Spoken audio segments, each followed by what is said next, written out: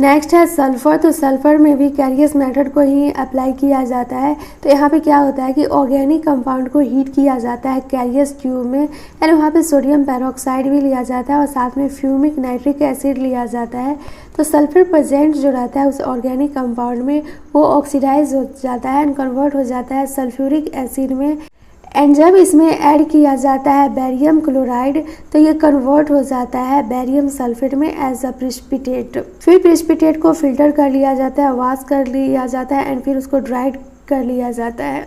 तो सल्फ़र के लिए हमें बेरियम सल्फेट याद रखना है क्योंकि बेरियम सल्फेट में ही सल्फेट प्रेजेंट होगा। तो यहाँ पे भी वही काम करना है। ऑर्गेनिक कंपाउंड के लिए m ग्राम लेते हैं and mass of barium sulphate जो फॉर्म हुआ है उसके लिए m1 लेते हैं, एंड फिर हमें परसेंटेज ऑफ सल्फ़र फाइंड करना रहता है। तो 100 से मल्टीप्लाई कर देंगे। देखो हमें फाइंड करना है परसेंटेज ऑफ सल्फ़र।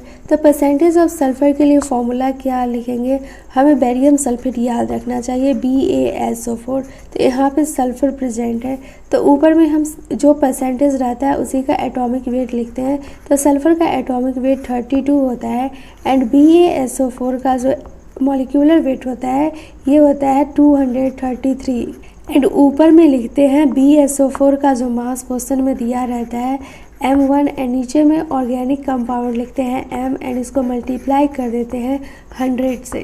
तो एनसीईआरटी में क्वेश्चन दिया गया है ऑर्गेनिक कंपाउंड 0.157 है, BaSO4 0.4813 ग्राम है, एंड हमें परसेंटेज फाइंड करने के लिए बोला गया है सल्फ़र का।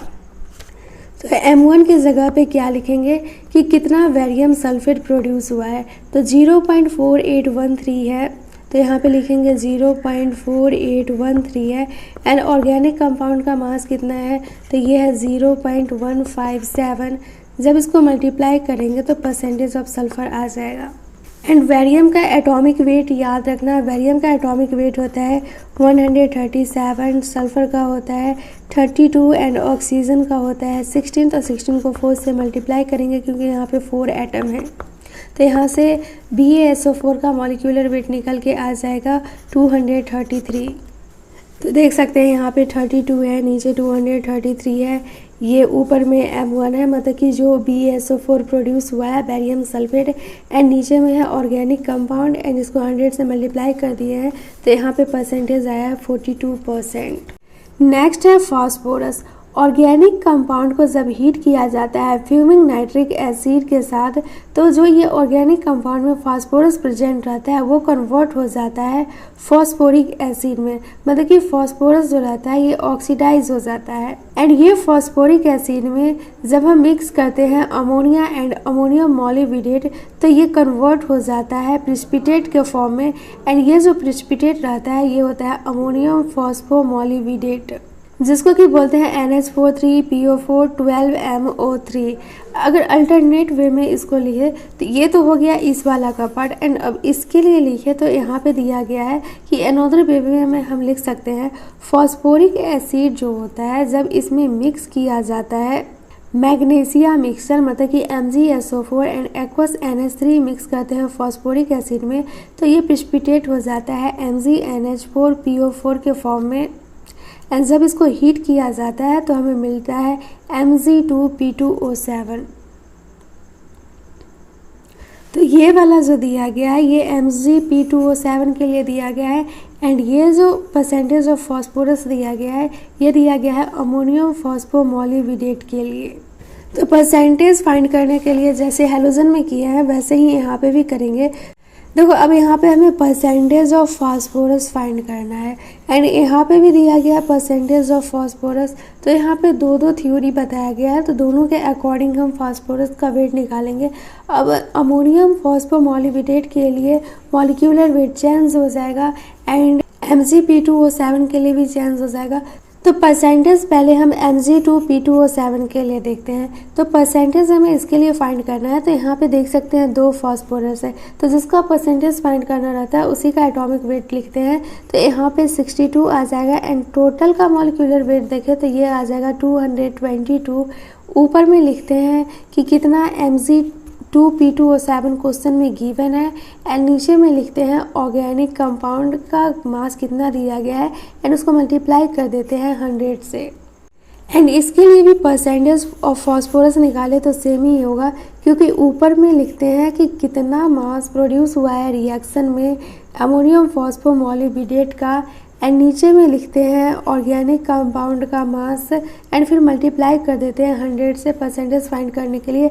एंड ये दोनों तो हमें याद ही रखना पड़ता है जिसका हम परसेंटेज निकालते हैं। तो यहाँ पे फॉस्फोरस देख सकते हैं एक ही है, तो ऊपर में फॉस्फोरस का एटॉमिक वेट लिखेंगे, एंड नीचे में टोटल NH4 मतलब कि अमोनियम फॉस्फोमोलिब्डेट का एटॉमिक मॉलिक्यूलर वेट लिखेंगे 1877।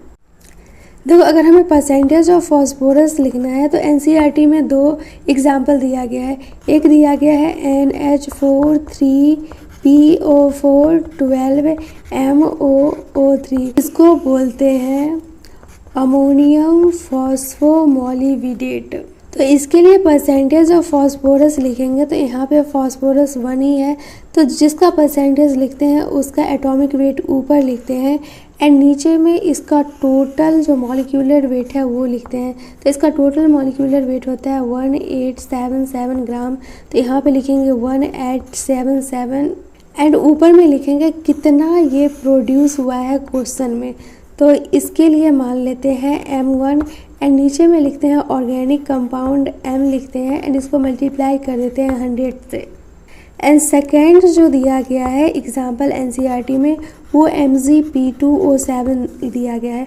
तो इसके लिए अगर हमें परसेंटेज फाइंड करना है, मतलब कि फॉस्फोरस का परसेंटेज फाइंड करना है, तो यहाँ पे 2 फॉस्फोरस है, तो 31 हो जाएगा, 112 + 6 62 हो जाएगा, एंड नीचे में हमें इसका मॉलिक्यूलर वेट लिखना रहता है, तो इसका मॉलिक्यूलर वेट हो जाएगा 222, एंड ऊपर में हम मल्टीप्लाई करते हैं, मतलब कि ये कितना क्वेश्चन में प्रोड्यूस हो गया, मतलब कि Mg2P2O7 को कितना क्वेश्चन में प्रोड्यूस हुआ है, तो उसको M1 से लिखते हैं, एंड नीचे में ऑर्गेनिक कंपाउंड का मास लिखते हैं, इसको 100 से मल्टीप्लाई कर देते हैं, तो परसेंटेज ऑफ फॉस्फोरस निकल जाएगा। नेक्स्ट है ऑक्सीजन। तो यहाँ पे हमें ऑक्सीजन का परसेंटेज फाइंड करना है। देखो, यहाँ पे बोला गया है मास ऑफ ऑर्गेनिक कंपाउंड जो है ये डिकम्पोज कर जाता है जब, देखो यहाँ पे सिंपल बोला गया है ऑर्गेनिक कंपाउंड जो होता है ये डिकम्पोज कर जाता है जब इसको हीट करवाया जाता है नाइट्रोजन के प्रेजेंस में। तो यहाँ पे फॉर्मेशन होता है mixture of gases product, and ये गैसेस प्रोडक्ट में कंटेंट रहता है ऑक्सीजन एंड साथ में अदर गैसेस प्रोडक्ट। तो ये वाला पूरा पार्ट कंप्लीट हो गया। अब ये जो प्रोडक्ट मिला है इसको हम क्या करते हैं कि पास करते हैं रेड हॉट कॉक से। जैसे ही इस मिक्सचर को पास करते हैं रेड हॉट कॉक से, तो यहाँ पे जो ऑक्सीजन प्रेजेंट रहता है ये कन्वर्ट हो जाता है कार्बन मोनोऑक्साइड में। इसको पास करवाते हैं आयोडीन पेंटा ऑक्साइड के साथ। तो यहाँ पे देख सकते हैं ये कार्बन मोनोऑक्साइड है, इसको पास करवाया गया है आयोडीन पेंटा ऑक्साइड के साथ। तो यहाँ पे जो ये कार्बन मोनोऑक्साइड है ये कन्वर्ट हो जाता है कार्बन डाइऑक्साइड में, एंड यहाँ पे फ्री I2 का फॉर्मेशन हो जाता है, मतलब कि आयोडीन का। तो अब हमें परसेंटेज ऑफ ऑक्सीजन फाइंड करना है। तो परसेंटेज ऑफ ऑक्सीजन फाइंड करेंगे तो सिंपल जिसका परसेंटेज लिखते हैं उसका ऊपर में एटॉमिक वेट लिखते हैं। तो ऑक्सीजन का एटॉमिक वेट हो जाएगा 32, एंड CO2 का मॉलिक्यूलर वेट होता है 44, बट यहाँ पे 2 मोल लिया गया तो यहाँ पे 88 आ जाएगा।